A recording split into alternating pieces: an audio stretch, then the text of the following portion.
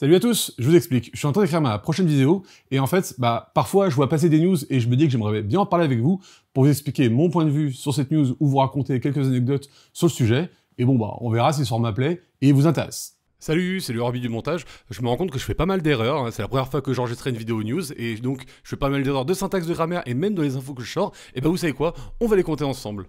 Par exemple, j'ai vu que Disney+ a enlevé une histoire concernant un personnage transgenre de leur prochaine série, Win or Lose, qui devrait être une série d'animation pour nous raconter une équipe de baseball américain. Et donc en fait, on doit avoir une histoire qui concerne un transgenre, et donc avec des enjeux et des problématiques liées à ça. Et donc Disney+ a retiré cette histoire-là, et les quelques références dans les dialogues. Et j'ai vu pas mal de gens réagir à ça en disant que c'était un truc anti-LGBT, enfin bref, on parlait de la cause LGBT, mais faut se rappeler aussi avant tout que avant de porter une idéologie à Disney, il faut se rappeler que Disney est avant tout une entreprise capitaliste. Et donc, c'est pas déconnant qu'ils retirent une storyline qui concerne un transgenre avec tout ce qui se passe dans leur pays actuellement. C'est-à-dire qu'il y a quelques années, il y a une loi anti-LGBT qui est passée, je crois que c'était la loi qui était renommée Don't Say Gay. Et ils savent qu'ils ont des pays dans lesquels Disney+ est diffusé, qui, comment dire la chose simplement, ils sont un peu contre les homosexuels, ils sont un peu contre les transgenres, et ils ont des lois qui vont en fonction de ça.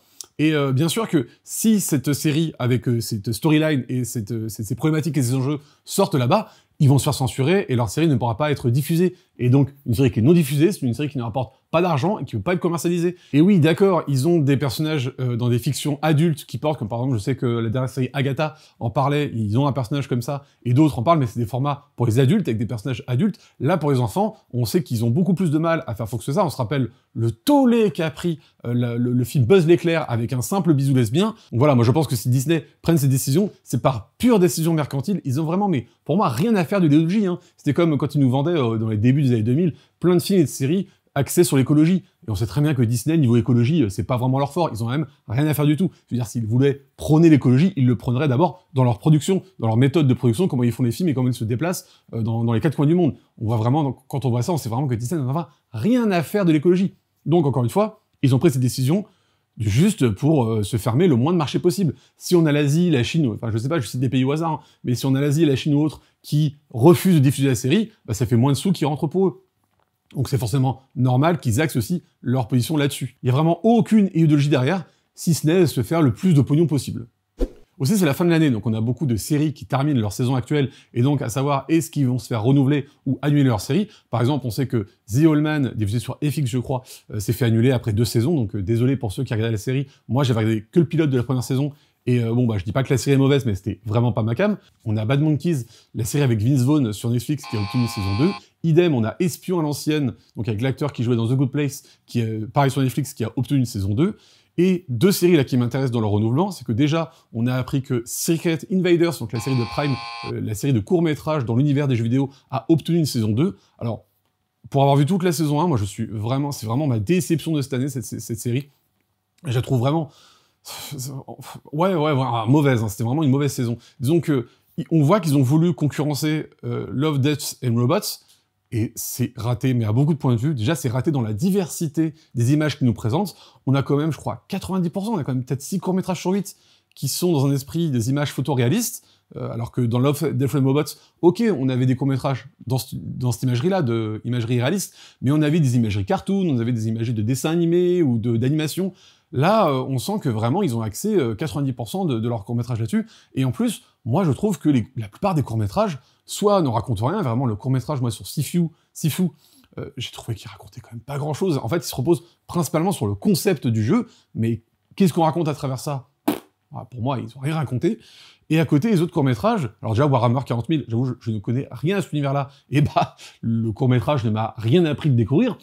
Et la plupart des autres, c'est pas qu'ils racontent rien, c'est que ça raconte des choses qu'on a vues 40 000 fois. Je veux dire, par exemple, le court-métrage sur Unreal Tournament, la révolte des robots, mais désolé, on a vu ça 300 fois, donc... Aussi, on a beaucoup de courts-métrages, alors c'est peut-être moi, mais j'ai vraiment l'impression de regarder des cinématiques de jeux vidéo, que ce soit dans les mouvements de caméra, dans la réalisation ou dans la mise en scène. Je sens pas le côté cinéma, je sens même pas le côté court-métrage, je sens vraiment le côté, comme j'ai dit, cinématique de jeux vidéo. Mais qu'on renouvelle leur série pour une saison 2, pour moi c'est une bonne nouvelle, parce que des séries qui ont une saison 1 pas terrible, et puis après qui se sont améliorées, on en connaît quand même beaucoup.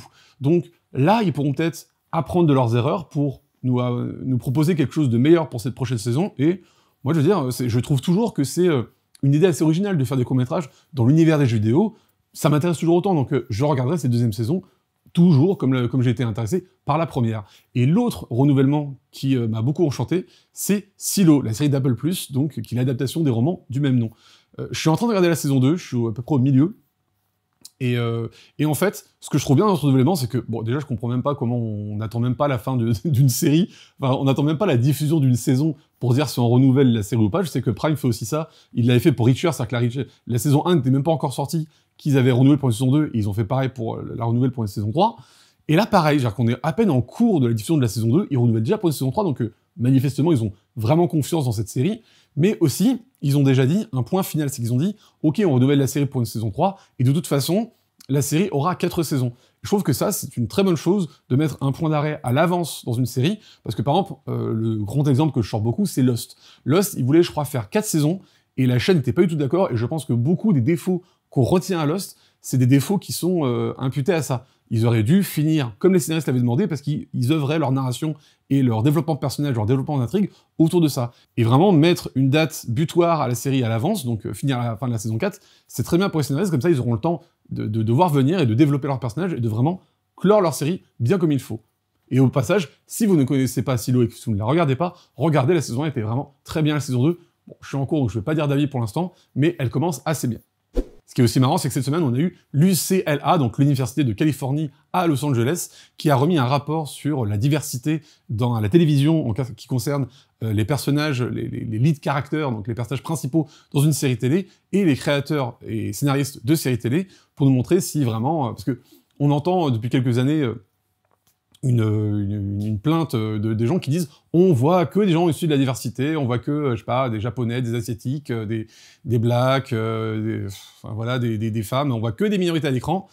Et non, bah non, encore une fois, ce rapport nous montre que les minorités restent représentées en minorité dans les séries. Voilà, je vous mettrai des graphiques qui le montrent. Alors je pense que le rapport aurait pu être plus pertinent, parce que le rapport s'axe autour des séries les plus populaires. Et moi je pense que pour faire un rapport plus pertinent, il aurait fallu faire toutes les séries confondues, qu'elles soient populaires ou non, pour nous montrer si vraiment il y a une diversité si marquante, parce que on entend depuis longtemps des gens, les anti-woke, sortir « on voit que des woke et tout à la télé, on voit que ça, il n'y a plus que ça », alors que bon, même si ce rapport est pas le plus pertinent, il nous montre quand même que c'est du populisme de dire ça, parce que on voit bien que dans les faits, ça ne se vérifie pas. Je crois dans le rapport, on montre qu'il y a plus de 90% qui concernent, déjà sur les créateurs, c'est tous des blancs, enfin 90%, et ensuite sur les personnages principaux, je crois qu'on est à peu près à la même teneur, je crois que c'est à 75% des blancs.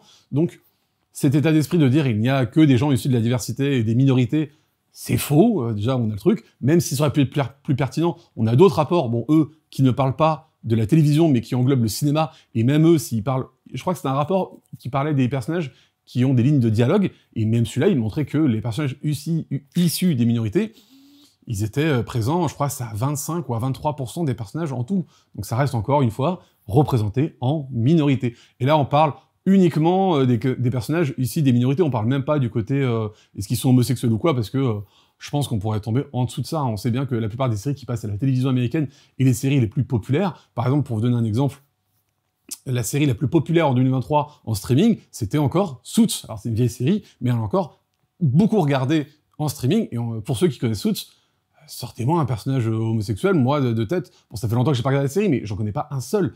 Voilà, c'est pour... Encore une fois, c'est un rapport qui va dans le sens de dire, tous ceux qui disent qu'on ne voit que ça à la télé, on ne voit que de la minorité et tout, et c'est accablant, bah non, c'est faux. Alors c'est un truc qui m'a beaucoup fait rire, c'est Unifrance. Donc Unifrance, pour ceux qui savent pas, c'est donc une organisation qui donne des prix chaque année en France pour les exportations des séries et des documentaires français. Et ils ont remis, cette année, le prix de la meilleure série télé à Cat Size. Et bah il y a dû y avoir du bon marketeur là-bas, parce que vraiment, je vous ai fait une critique de Cat Size, je vous l'afficherai ici. Aussi, je sais qu'on a beaucoup de différences entre comment nous on regarde nos productions français et comment l'international juge nos productions françaises. Par exemple, on pourrait parler de Loup-garou, le film sur Netflix qui est vraiment abominable, et bah il cartonne à l'international. Vraiment, les gens aiment beaucoup le film. Je ne comprends pas. De la même façon, Sous la scène, que vraiment j'ai trouvé pas terrible, et bah à l'international, il cartonne. On a même Stephen King qui a dit que c'était l'un des meilleurs films de requins qu'il n'ait jamais vu, derrière Les Dents de la Mer. Incroyable. Donc, avec ces deux exemples-là, je ne suis pas non plus étonné que Cat Size ait ce prix-là, même si, pour moi, je ne comprends vraiment pas, c'est vraiment pas la meilleure qu'on ait fait cette année-là. Et aussi, le truc marrant, c'est que on sait quelle série d'animation française est le plus vendue à l'étranger, et c'est Zig and Charcot. Je connaissais pas trop, mais apparemment, c'est une série d'animation pour enfants qui se veut un peu dans l'esprit Bibi Pécoyote, c'est-à-dire quelqu'un qui poursuit quelqu'un pour le manger, et qui, à chaque fois, ses tentatives se soldent quasiment à chaque fois par un échec. C'est marrant de voir que la plupart des trucs qui sont extrêmement vendus à l'étranger, en France, on les connaît pas trop. Alors aussi, grosse surprise cette semaine, Sarah Michelle Gellar, elle a dit qu'elle était maintenant plutôt ouverte à un retour de Buffy sur les écrans. Alors qu'on soit d'accord, on ne parle pas d'un reboot, on ne parle pas d'un remake, on parle de juste faire la suite, donc une nouvelle saison, un revival de la série Buffy avec Sarah Michelle Gellar. C'est vrai que c'est marrant venant d'elle parce que pendant très longtemps, quand on lui posait la question, elle disait que pas du tout, elle ne voulait absolument pas revenir dans ce rôle-là. Elle avait fini sa vie sur ce personnage, et connaissant ses relations assez toxiques avec Joss Whedon, on sait que, bon, on comprenait à peu près pourquoi elle disait ça. Là, maintenant, en fait, elle dit que avec ce qu'elle a vu sur, par exemple, la série Just Like That, qui je crois est le revival de Sex and the City, ou ce qui s'est passé pour Dexter, donc qui est un espèce de prequel à la série de base, bah, elle se dit, bah, en voyant ces deux séries, pourquoi pas faire un retour? En tout cas, elle n'y est plus opposée, comme elle l'était avant. Après, faut se dire que ça fait 10 ans, hein, ça fait même, je crois, plus que ça doit faire 15 ans qu'on parle de soit un reboot, soit faire une suite à Buffy, et on ne voit toujours aucune image. Alors on sait qu'il y a un public qui l'attend. Maintenant, est-ce qu'il y aura des producteurs ou des distributeurs pour mettre du pognon dedans et axer une série là-dessus? En tout cas, je sais pas. Pour l'instant, on n'a que Sarah Michelle Gellar qui dit qu'elle est plus fermée à un retour. Maintenant, est-ce qu'on aura une série dessus? L'avenir nous le dira. Et donc, en parlant de revival, je pense que tout le monde l'a vu, mais la série Malcolm va revenir sur Disney+. Alors, quand j'ai lu la news, j'étais plutôt content, et en fait, en lisant les descriptifs des articles, là, j'ai commencé à être plutôt inquiet parce qu'il y a deux choses qui m'inquiètent. Donc déjà, il y aura que 4 épisodes, ça va s'axer autour des 40 ans de mariage, l'anniversaire des 40 ans de mariage de Hal et Lois. Et pour l'instant, les seules informations qu'on a, c'est qu'on sait uniquement que l'acteur qui joue Hal, Lois et Malcolm reviendra. On n'a aucune idée pour Dewey, même si Dewey, je pense que non, il s'est retiré de la vie d'acteur il y a des décennies. Mais par exemple, Reese, Francis ou d'autres personnages, on n'a aucune idée s'ils reviendront. Et franchement, faire revenir Malcolm en soi, c'est une bonne idée. Mais si c'est pour uniquement qu'on ait des épisodes avec Hal, Malcolm et Lois, ça n'a aucun sens. Malcolm, faut comprendre que ça nous racontait l'histoire d'une famille et surtout d'une fratrie. Donc si c'est uniquement pour axer des épisodes autour de Hal, ouais, ça va sentir l'opportunisme à plein nez. Bon, déjà, la série sont l'opportunisme à plein nez, mais des séries peuvent être opportunistes et pourtant être bonnes. Là, mais si on ne met que ces personnages-là à l'écran, non, c'est pas mal comme ça. La série a toujours été basée sur les relations entre frères et surtout les conflits qui pouvaient faire que les frères se rassemblent et deviennent unis contre les parents. Si on fait ça, oh là là, ça sent la très mauvaise idée. Mais bon, on verra par la suite. Bon, là, je vais parler d'un film, mais c'est en rapport avec une série. C'est que j'ai vu passer pas mal d'infos comme quoi Chloé Bennett, donc qui jouait le rôle de Daisy Johnson dans la série Marvel Agent of S.H.I.E.L.D., son personnage apparaîtrait dans le prochain Avengers, donc Avengers Doomsday, selon Deadline. Bon, on a vu ça partout, mais je suis désolé, c'est une fake news. Deadline n'a jamais fait d'article qui dit ça. Je ne sais même pas d'où ça sort, je comprends même pas le principe d'avoir fait cette news, je ne comprends même pas pourquoi elle est là, parce que ça paraît très improbable que Daisy Johnson, dans son personnage, revienne dans Avengers Doomsday pour deux raisons. Déjà, la première raison, c'est qu'elle fait partie de la série Marvel Agent of S.H.I.E.L.D. Et en fait, il faut bien comprendre que Marvel Cinéma et Marvel Télévision, pendant très longtemps, c'était vraiment dissocié. Et Kevin Feige disait justement qu'il n'y aurait aucun lien entre les deux. Et justement, c'était très amusant de voir ça, parce que pour ceux qui ont suivi Marvel Agent of S.H.I.E.L.D., il y a eu plusieurs fois où la série essayait vraiment d'avoir un lien avec le film, et disons que la saga MCU leur rendait à chaque fois aucun de ce qu'ils faisaient. C'est que, par exemple, Captain America, le Soldat de l'Hiver, c'est un film qui est assez important dans le MCU, parce que c'est dans ce film qu'on va apprendre que le S.H.I.E.L.D. a été infiltré par Hydra, et donc à la fin du film, attention spoiler, le S.H.I.E.L.D. va être démantelé.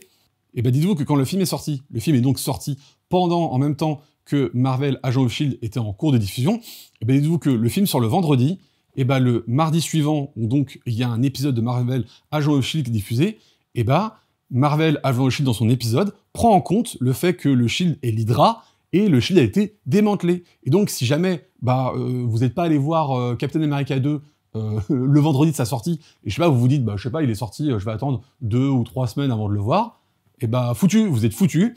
L'épisode de Marvel Agent of S.H.I.E.L.D. vous spoil complètement la fin de cette intrigue. C'était n'importe quoi, moi je n'ai jamais compris pourquoi ils ont fait ça. Mais bon, ils l'ont fait.